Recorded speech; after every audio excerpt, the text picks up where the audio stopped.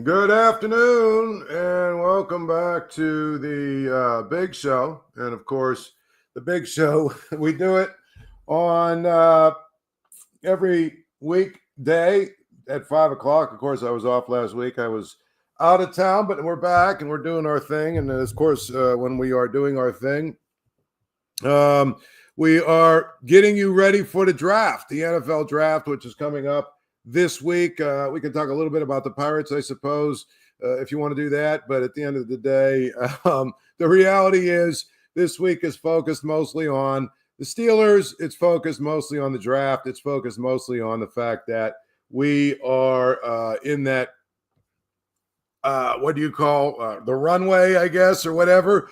And I think what's interesting is it's going to be very, very telling this week to see all the rumors that come out, as they always do at this time of year. They always come out at this time of year because at this time of year, it's one of those things where every team is leaking stuff. And I don't care what anyone says, every team is leaking stuff. Okay? And so whenever there is these rumors that come out, the reality is, if you really think about it, it is basically the idea that, well, you know what? This team wanted this message out. That team wanted that message out.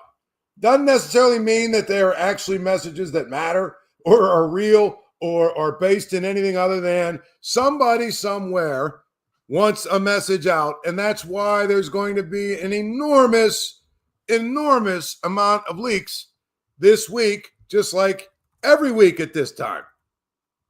But again, whether it's an agent with a self-serving, leak about his client, whether it's a team, whether it's, one of those things where if it's a team, they want people to think they're interested in a certain guy because they're trying to downplay how much they're actually interested in another guy. These are the things that go on all week long of the draft. So I say that because I want you to understand that it is not good for your mental health to basically buy into every single thing that is said. It just isn't. And it hasn't been. And it won't be. Your best bet, honestly, your best bet is going to be just to basically understand that everything you're probably hearing and everything that you're probably reading, for the most part, it's going to be basically a lot of self-serving stuff that is being put out there, period. And so I think when you look at it that way, my view of that is where we are right now. And that brings me to the number one, I don't know, what we're going to call it, the number one rumor of the day or whatever, from Adam Schefter, who says that he believes the Steelers are really considering moving back in the draft. Now, here's why I think that this is a case of a guy who is sort of taking leaps of logic, and I don't know that he's actually reporting anything. It would stand to make sense. It would stand to make sense that the Steelers would move back in the draft or consider moving back in the draft. And the reason is because if you look at what they want and what they need, one of their biggest needs is quarterback. One of their biggest needs is quarterback. And the problem is, okay,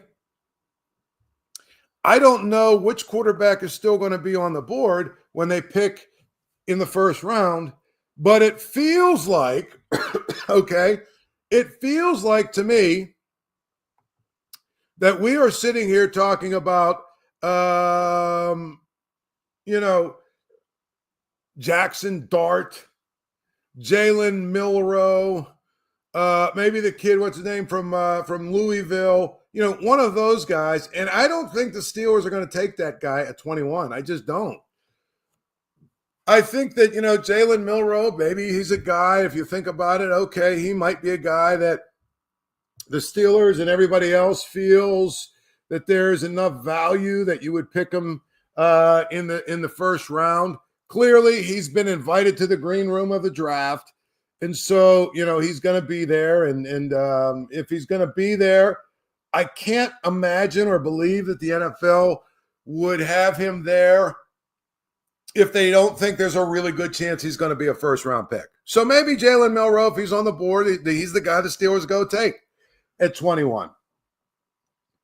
There's actually now discussion that Shedeur Sanders could slide all the way to 21. I don't think there's any chance of that happening. But if he's the guy that's there at 21, maybe the Steelers would take him, and maybe they would have an opportunity to take him and say, hey, he's our guy, and they stay at 21. And actually, I would be willing to bet that if if Shedeur Sanders, slides to like 15 or 16, it wouldn't shock me if the Steelers moved up to get him. So, you look through that, and you have to say that's pretty impressive. Because the reality is we really have a good idea who the Steelers are going to try and get. But I don't think I can't believe that if it's Jaxson Dart, they're going to take him at 21. They're just not. I don't think they believe he's a guy that they have to take at 21. And guess what? The other part of it is that, I think they learned with the Kenny Pickett thing, is that taking guys when you're desperate just to take a guy and overpaying for him, or whatever you want to call it, when you overdraft a guy, to me, I'll be honest with you, I think that's the most important thing that you have to remember. They are going to basically learn from that Kenny Pickett mistake. And I call it a mistake because they picked him in 21. They probably could have drafted, could have traded back, maybe even into the second round, maybe even into a place where they got to 40 or 45 even, and got a couple of picks out of it in order to make sure that they didn't necessarily, but they wanted Kenny Pickett. They were desperate for a quarterback. They drafted him, because he was their guy. And there's something to be said for it this way. If you really believe he's your guy. In other words, if you really believe that Jaxson Dart is your guy and he's around at 21, I guess you pick him. And I know people say, well, value for this, value for that, and all the other stuff. But the reality is, if you can have a chance to get your quarterback, you can't pass it up. I just don't believe that they were convinced that Kenny Pickett was their guy. I think they were actually acting out of desperation. So when I look at it, I just say I don't think that they're going to take Jaxson Dart at 21. I don't think they're going to take, what's his name, Tyler Schaff, the kid from Louisville. I don't think they're going to take him at 21. Actually, I know they won't. And so it all becomes, who is on the board when they draft. Cam Ward is going to be off the board. And looking at the list here of guys, I guess Shedeur Sanders declined the opportunity to go to the green room. But, if you look at the list of guys who are going to be at the green room, Tyler Booker, Jihad Campbell, Will Campbell, Abdul Carter, Matthew Golden, Mason Graham, Maxwell Hairston, Travis Hunter, Ashton Gente, Will Johnson, Tatora McMillan, Jalen Milroe, Malachi Starks, Shamir Stewart, and Cam Ward. Everyone expects Cam Ward to be first, maybe Travis Hunter second. Interestingly enough to me is that Travis Hunter, who is basically a part of the Sanders family, isn't he? He's going to be at the draft. But I also think that, it's going to be interesting to see what happens with Shedeur Sanders. I really believe that. He is going to maybe get to pick 10, 12, maybe 10, 11, 12, and that's probably about it. But if he gets to about 15 or 16, the Steelers could think about trading up to go get him if they really want him and think he's their guy. And, it sounds like they do. Jalen Milroe, to me, the fact that he's been invited to the draft tells me that the people that run the NFL think that there's a good chance that Milroe could be a first rounder. And if he's a first rounder and the Steelers pick and he's still on the board, I think you got a really, really good chance, of them picking him. And then if, of course, the plan comes fully together, if they can get Aaron Rodgers to commit for a year, you've got Aaron Rodgers for a year to sort of mentor Jalen Milroe and take some of the pressure off of him as a rookie having to play. So I like sort of where the Steelers are positioned, but the question is about moving back. Why would they move back? I think it's going to be because if they don't get the guy they want, which is a quarterback they want, they might say, if we move back, we can still get a guy that we want at a different position, maybe later in the first round, and not have to commit so much to him. And then maybe we can move up in the second round with the extra pick we get and maybe grab the quarterback like the Jaxson Dart or one of those guys that's going to be on the board. I mean, they could do it that way. I don't know that they will, but that's something they could do. Now, the thing about it at 21, the three top tackles that are out there, defensive tackles, Kenneth Grant, Derrick Harmon, Walter Nolen, you know what? They have a chance maybe to get one of those guys. They have a chance maybe to get one of those guys.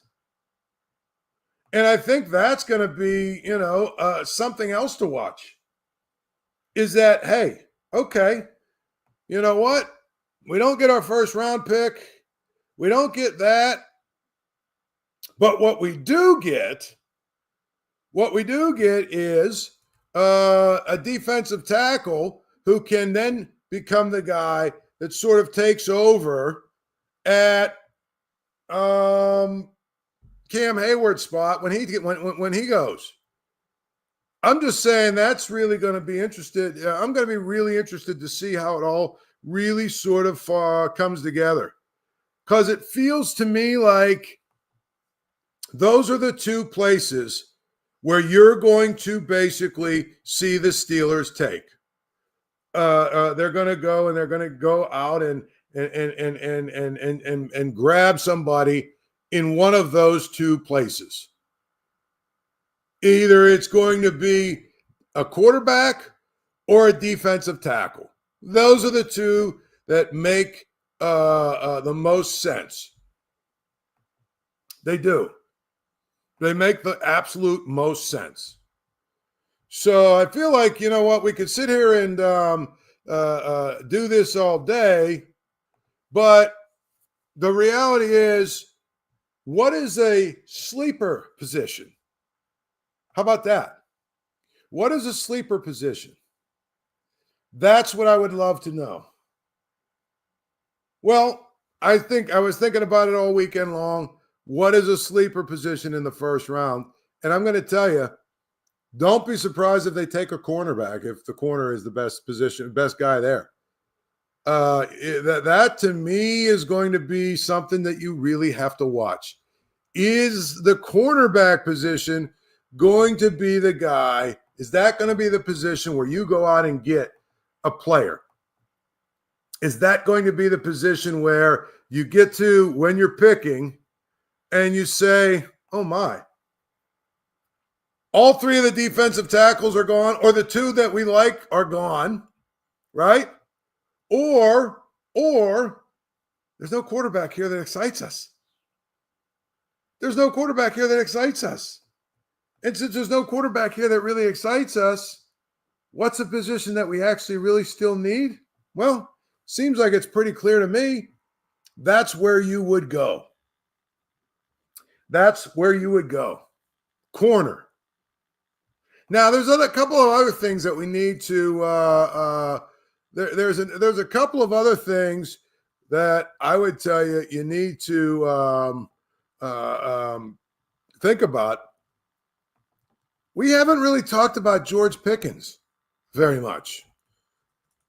But I don't know. If I think about it like this, the Steelers could actually the Steelers could actually, in many ways, trade him over the next few days, or even on the night of. They could go and say, hey, George Pickens is a guy who's a tradable commodity. He's somebody that we have who is tradable from the standpoint of we're not going to pay two receivers beyond this year $30 million each. So I just think that's just going to be, it's a very, very, very interesting development to watch because I think that is going to happen. If they someone asked, can you get a second round pick for George Pickens? I think you can. Maybe not, maybe a third, but it's going to be very interesting to see what they do with him because if they trade him, then now all of a sudden you open up another position, and that would be obviously a receiver where you need somebody. Because ultimately, if you trade George Pickens this year, go here and think about this. Okay, is if you do that, if you think about it, wherever you talk about George Pickens, I mean, to be honest with you, it's one of those situations where I think George Pickens is a guy who is probably not going to be on this team because you aren't going to be able to pay both him and DK Metcalf. But if you get rid of him, guess where you're at? You're exactly where you were last year, where you only have one receiver, where you only have one guy who's capable of making big plays or whatever. And again, you've got Calvin Austin still and a couple of those kind of guys, but let's be honest. The whole point in bringing DK Metcalf in is that it's going to be interesting to see if he's the guy. I think if he's the guy that we think he is, can you bring another receiver in who can sort of duplicate what George Pickens does in order to make sure that you are going to basically still have a potent passing attack that doesn't have a single guy, a guy that they can just single up. So I don't know, how else you do it unless you're willing to risk letting George Pickens walk at the end of the year and, maybe you'd get a comp pick or something for him. But the reality is they don't want to do that. That's not how they operate. They don't like letting guys walk. They like to draft them. They like to, make sure that they get value for them. So my thing is, if you're not going to sign him long-term, Pickens, which the fact that they gave DK Metcalf what they gave him tells me that you're probably not going to sign him long-term.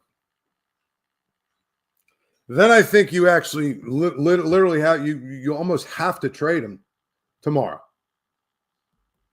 So, I think that's where the Steelers probably are going to be headed. And so that's another thing to watch. But at the end of the day, they could use George Pickens and a pick maybe to move up. Maybe you get trade George Pickens and two picks to exchange your first round and move up, 6 or 7 spots. Who knows? I'm just saying there's a lot of things that are probably in play here.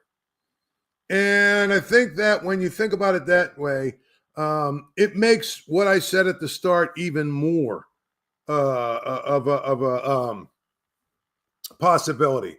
And that is basically that you are now really in a situation where all these different things that are being thrown out there, they're also self-serving.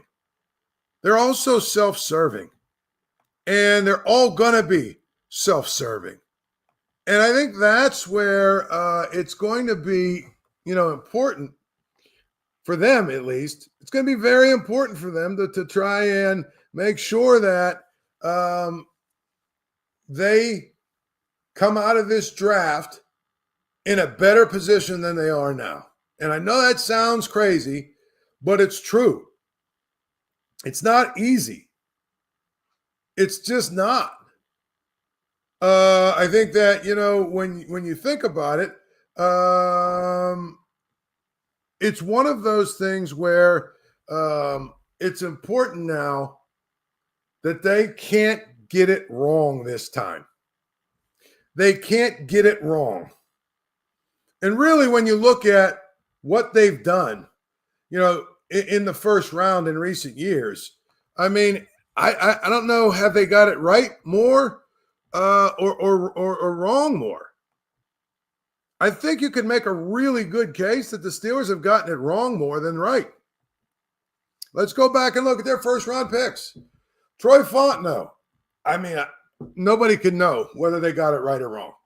He looked like he was going to be an okay player, but he was hurt all last year, so who really knows whether or not they got it right or wrong. So let's give them an incomplete grade. Broderick Jones so far has not, inspired confidence, but this year he's going to move to the left side, which is allegedly his more natural position. We'll see. I'm willing to give them an incomplete on that. Kenny Pickett, regardless if you love him or you hate him, they got it wrong. He was kind of a bust. And if it wasn't a bust, he was obviously a guy that didn't work out. Najee Harris, probably they could have got, what they've gotten from him, they could have got probably from a third or fourth rounder. So, although he's a reasonably good player, the fact that he's already gone, you got to say they got it wrong. Devin Bush was a bust.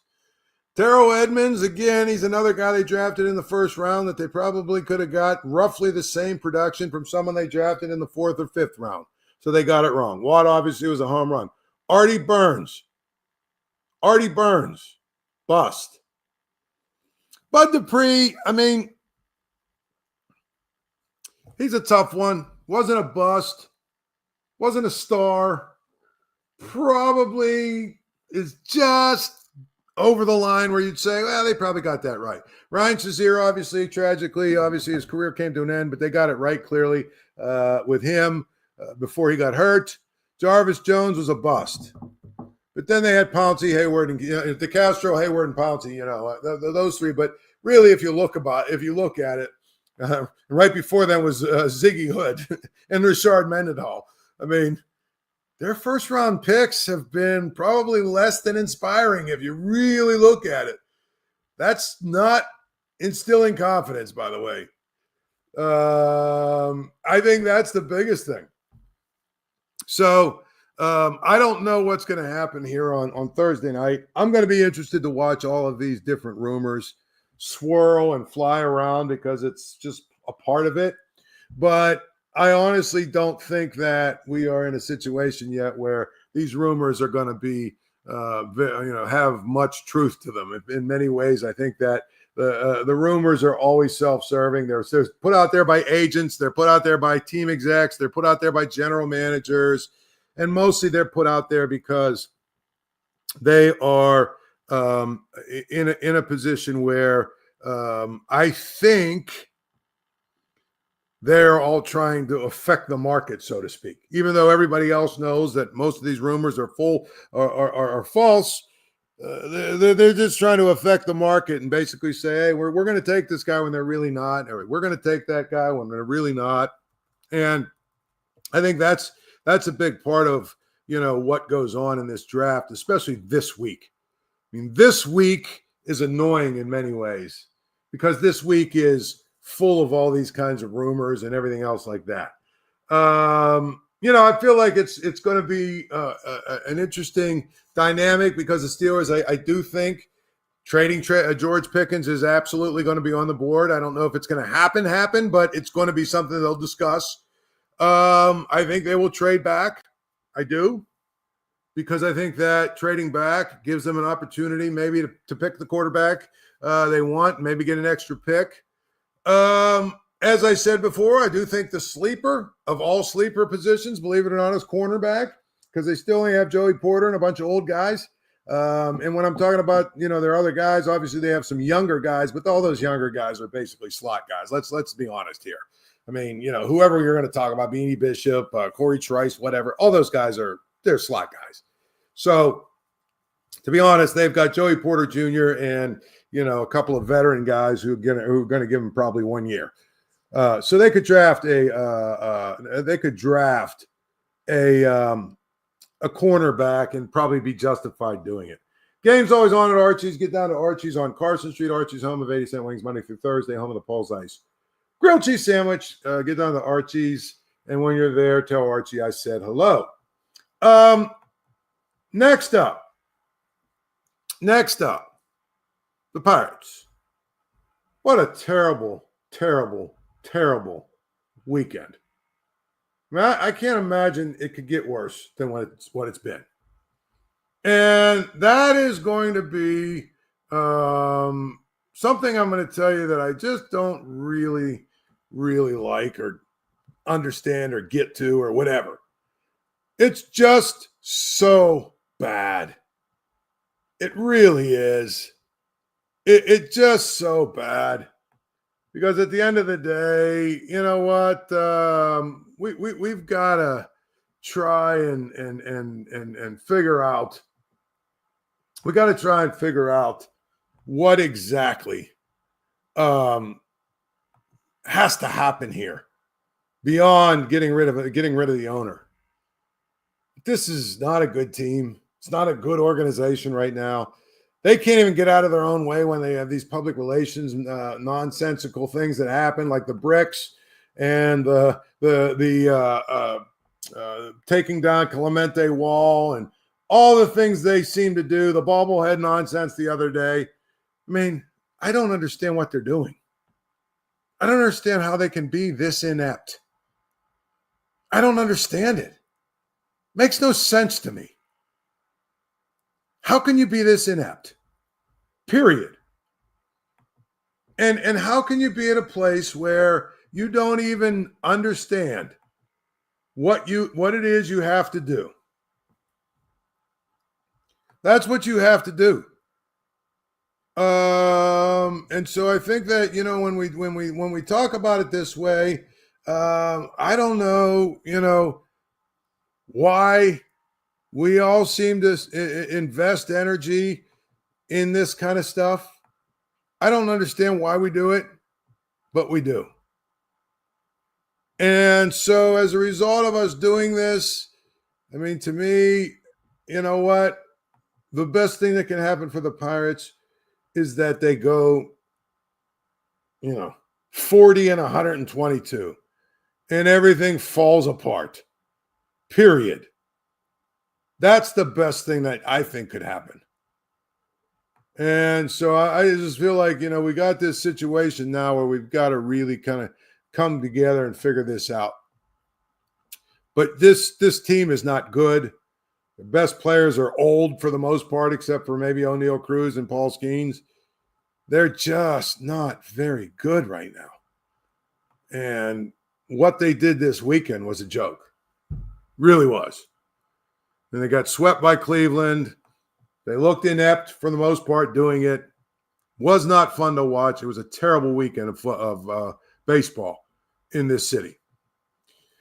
Anyway, the schedule for this week is going to be pretty clear. Monday, Tuesday, Wednesday, I'll be on at 5. And then, of course, I will be involved in the draft stuff either Thursday or Friday, and I'll be writing some columns all week. So until we meet again, enjoy the night, enjoy the evening, stay out of trouble, and also check back at Post-Gazette.com for all the draft news and everything else going on with the draft. It's a lot of fun, but again, most people really that are reporting about it don't really know what's going on.